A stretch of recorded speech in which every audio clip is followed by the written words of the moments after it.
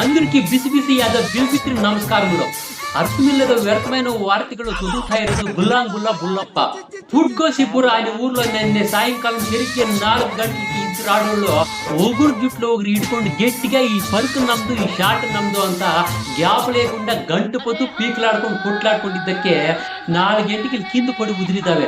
దాన్ని ನೋಡ್ಕೊಂಡಿದ್ದ ಎಂಟ್ಲು ಮರವನು ಪುಸಕ್ಕಂದು ಬಂದು ಸೈಲೆಂಟ್ గా 4 ಗಂಟೆಗೆ ಸೆಂಚುರಿ ಹಾಕೊಂಡು ತಿರುಗಿ ಸುಡ್ಕೊಂಡು ಓಡೋಗಿದ್ದಾನೆ. ಗಲಾಟೆ ಪಾಲಿలో నిನ್ನೆ ರಾತ್ರಿ ಸರಿಗ್ಗೆ 11 ಗಂಟೆ ಟೈಮ್ಗೆ ಒಬ್ಬ తాగబోతోను ఫుల్ గా గోకల కాన తాగిಬಿಟ್ಟು అక్కడ ఇక్కడ ఊగులాడుಕೊಂಡು ಬಂದು నిల్చుకొని దానికి ఆగదే సరిగ్గా గొప్ప శరీరానికి బిದ್ದು ఎగిరిపోయి సచ్చిದ್ದಾನೆ. గలీజ్పుర అనే ఊర్లో ఒక జోడి లవ్ మ్యారేజ్ ಮಾಡ್కొని 6 ತಿಂಗಳು బాగానే ఇద్దరు. తర్వాత వాళ్ళిద్దరికి అదేం పెద్ద రోగం బందితో ఏమో గుర్తులేదు. ఒకరికొకరు కొట్లాడుకుంటూ పీకలాడుకుంటూ తిట్లాడుకుంటూ ఆయమ్మ పైకి ఎగిరి ఆయన కపాళంకే గట్టిగా ఒగిరి పీకిದ್ದಾಳೆ. దానికి ఆయమ్మ గಂಡ ಪಾಪ ಮಾಡ್ಕೊಂಡು ಬೇಜಾರು ಮಾಡ್ಕೊಂಡು ತನ್ನ ಸೊಂಟಲ ಇರೋ ಹುಡ್ತಾರನ್ನು ಸಿಕ್ಕೊಂಡು ನೇತಾಕೊಂಡು ಉರಿ ಹಾಕೊಂಡು ಯಾಲಾಡ್ಕೊಂಡು ఎగిరిపోయి సచ్చిದ್ದಾನೆ.